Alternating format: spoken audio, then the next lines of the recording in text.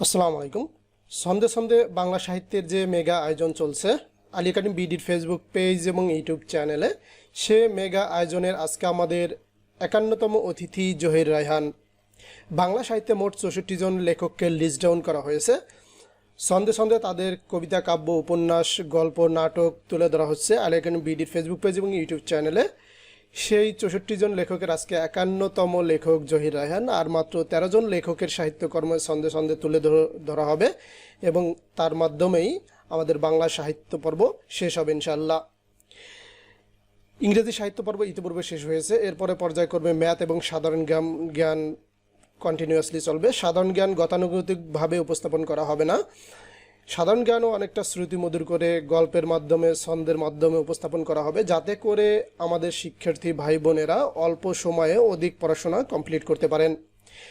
তো চলুন আমরা মূল পর্বে ফিরে যাই। আজকে এই পর্বের মাধ্যমে আমরা জানব জহির রায়হানের উপন্যাস, জহির রায়হানের বিখ্যাত চলচ্চিত্র, জহির রায়হানের ব্যক্তি ও সাহিত্যকর্ম সম্পর্কে, এবং সর্বশেষে জানব জহির রায়হান সম্পর্কে বিভিন্ন পরীক্ষায়, বিসিএস, ব্যাংক সহ প্রথম দ্বিতীয় শ্রেণী বিভিন্ন পরীক্ষায় যে প্রশ্নগুলো এসেছে হুবহু সেই প্রশ্ন আমরা আলোচনা করব এই পর্বের মাধ্যমে। এই পর্বটি যদি কেউ দেখেন, আশা করি জহির রায়হান সম্পর্কে 99% প্রিপারেশন আপনার হয়ে যাবে আজকের এই পর্বটির মাধ্যমে। তো চলুন সন্ধে সন্ধে জহির রায়হানের উপন্যাসগুলো জানার চেষ্টা করি। ছন্দটি হচ্ছে তৃষ্ণা। আর কত দিন বরফ গলা নদীর তীরে কয়েক হাজার ফাগুন ধরে শেষ বিকেলের মেয়ের জন্য অপেক্ষা করবে। অর্থাৎ আপনি কাউকে উপদেশ দিচ্ছেন, আপনার বন্ধুকে, তৃষ্ণা আর কতদিন বরফ গলা নদীর তীরে কয়েক হাজার ফাগুন ধরে শেষ বিকেলের মেয়ের জন্য অপেক্ষা করব। এই যে প্রেমময় একটা কবিতার লাইন আপনি আপনার বন্ধুকে বলছেন, এই প্রেমময় কবিতার লাইনের মাধ্যমেই আমরা জহির রায়হানের 7টি বিখ্যাত উপন্যাস জেনে ফেলব। তো চলুন ছন্দের সাথে সাথে আমরা উপন্যাসগুলো মিলিয়ে পড়ার চেষ্টা করি। তার আগে বলে নেই, অনেকেই প্রশ্ন করে থাকেন, আমি অন অ্যান অ্যাভারেজ প্রত্যেক পর্বেই বলি যে ছন্দটি কতবার পড়তে হবে। ছন্দটি 20 থেকে 25 বার বা 25 থেকে 30 বার আপনাকে পড়তে হবে। 25 থেকে 30 বার পড়ার পরে এই উপন্যাসগুলো আপনার একদমই মুখস্থ করার কোনো দরকার নেই। এই উপন্যাসগুলো মুখস্থ করার দরকার নেই, জাস্ট ছন্দটি পড়া হয়ে গেলে 5 থেকে 7 বার ছন্দের সাথে মিলিয়ে মিলিয়ে রিডিং পড়বেন, লাউডলি অ্যান্ড শাউটলি। তাহলেই আপনার পরীক্ষার হলে মনে থাকবে, কেননা পরীক্ষার হলে আপনার প্রশ্নের পাশাপাশি সঠিক উত্তরগুলো দেওয়া থাকবে, সঠিক উত্তর দেখে আপনি ইজিলি উত্তর করতে পারবেন। তো চলুন আমরা ছন্দাংশের সাথে উপন্যাসগুলো মিলিয়ে পড়ার চেষ্টা করি। তৃষ্ণা বলতে তৃষ্ণা নামে যে বিখ্যাত উপন্যাস রয়েছে জহির রায়হানের, সেটিকে বোঝানো হয়েছে। আর কতদিন বলতে আর কতদিন নামে একটি উপন্যাস রয়েছে। বরফ গলা বলতে বরফ গলা নদী নামে একটি বিখ্যাত উপন্যাস রয়েছে জহির রায়হানের। কয়েক বলতে কয়েকটি মৃত্যু, হাজার বলতে হাজার বছর ধরে, এই হাজার বছর ধরে উপন্যাস অবলম্বনে চলচ্চিত্র নির্মাণ করা হয় এবং সেটি জাতীয় চলচ্চিত্র পুরস্কার লাভ করে।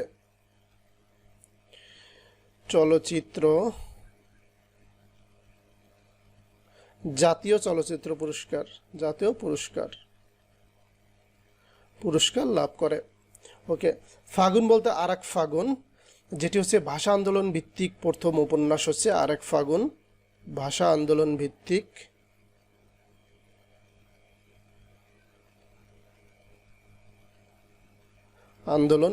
উপন্যাস।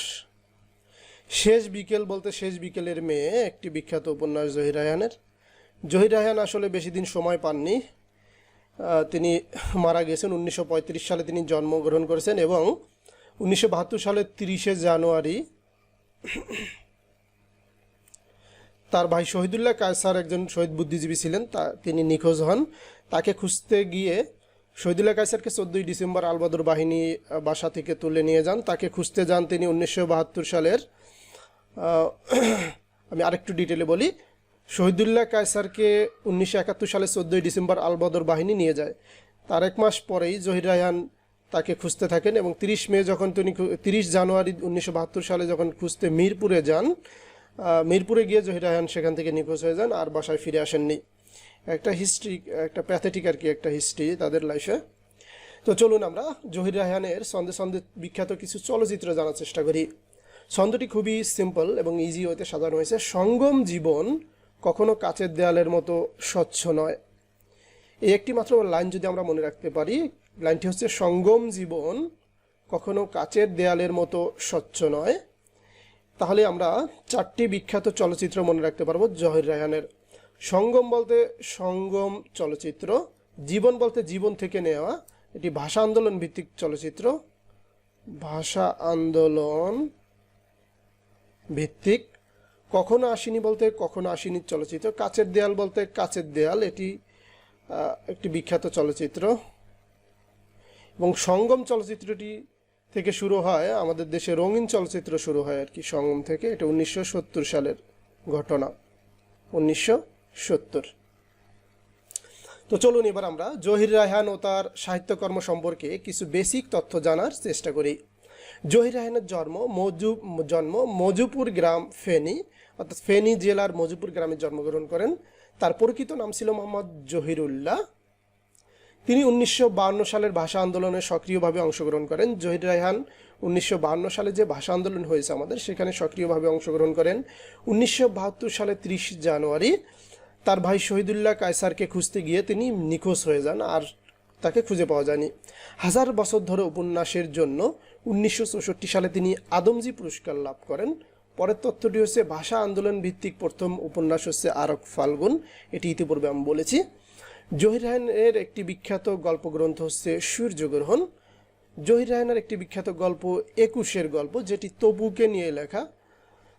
বাংলাদেশের সর্বশ্রেষ্ঠ চলচ্চিত্রকার ছিলেন জহির রায়হান। জহির রায়হান পরিচালিত প্রথম চলচ্চিত্র হচ্ছে কখনো আসেনি। জহির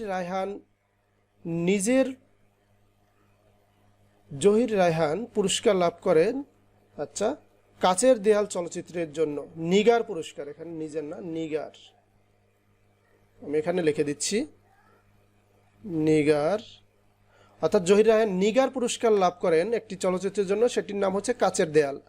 এই কাচের দেয়াল চলচ্চিত্রের জন্য তিনি নিগার পুরস্কার লাভ করেন।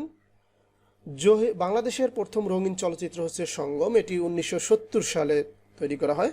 ভাষা আন্দোলন ভিত্তিক চলচ্চিত্র হচ্ছে জীবন থেকে নেওয়া। বাংলা চলচ্চিত্রের ইতিহাসে সর্বপ্রথম জাতীয় সঙ্গীত বাজানো হয় জীবন থেকে নেওয়া চলচ্চিত্রে। জহির রায়হান বাংলা একাডেমি পুরস্কার লাভ করেন 1964 সালে। তিনি 21 পদক পান 1971 সালে। জহির রায়হান স্বাধীনতা পুরস্কার লাভ করেন 1992 সালে এবং তিনি নিখোঁজ হন 30 জানুয়ারি 1972 সালে। এ পর্যায়ে আমরা জানবো জহির রায়হান ও তার সাহিত্যকর্ম থেকে বারবার বিভিন্ন পরীক্ষায় আসা কিছু প্রশ্ন ও তার উত্তর। এই প্রশ্নগুলো কোনো এডিশন মডিফিকেশন কিছুই করা হয়নি, যেভাবে প্রশ্ন পরীক্ষায় এসেছিল ঠিক সেভাবেই তুলে ধরা হয়েছে। কেবলমাত্র 4টি অপশন থাকে পরীক্ষার খাতায়, এখানে আমাদের ভিডিওটি বড় হয়ে যাবে, দ্যাটস ওয়াই আমরা কেবল সঠিক উত্তরটি নিয়েছি, বাকি ভুল 3টি উত্তর বাদ দিয়েছি। 1 নং প্রশ্নটি হচ্ছে জীবনমুখী সমাজ সচেতন কথা সাহিত্যিক জহির রায়হানের আসল নাম কি? উত্তর হচ্ছে মোহাম্মদ জহিরুল্লাহ। 2 নং প্রশ্ন নিচের কোনটি জহির রায়হানের রচনা? উত্তর হচ্ছে আরেক ফাল্গুন, এখানে ভুল আরও 3টি উত্তর ছিল। 3 নং প্রশ্ন আরেক ফাল্গুন উপন্যাসটির রচয়িতাকে? উত্তর হচ্ছে জহির রায়হান। 4 নং প্রশ্ন জহির রায়হানের আরেক ফাল্গুন উপন্যাসটির পটভূমি হলো 21শে ফেব্রুয়ারি ভাষা আন্দোলন।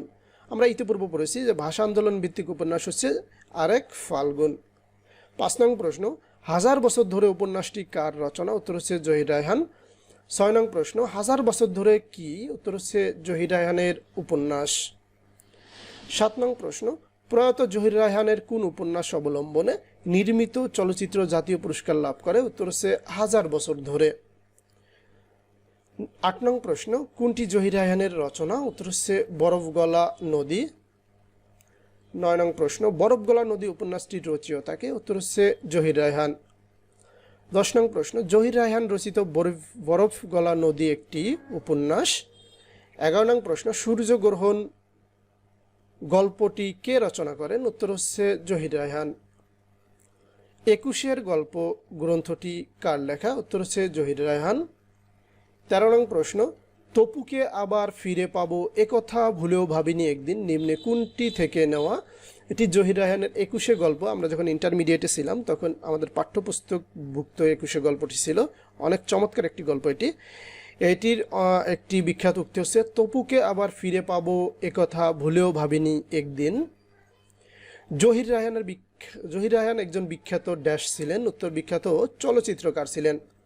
15 নং প্রশ্ন, বাংলাদেশের শেষ শ্রেষ্ঠ চলচ্চিত্রকার কে? উত্তর হচ্ছে জহির রায়হান।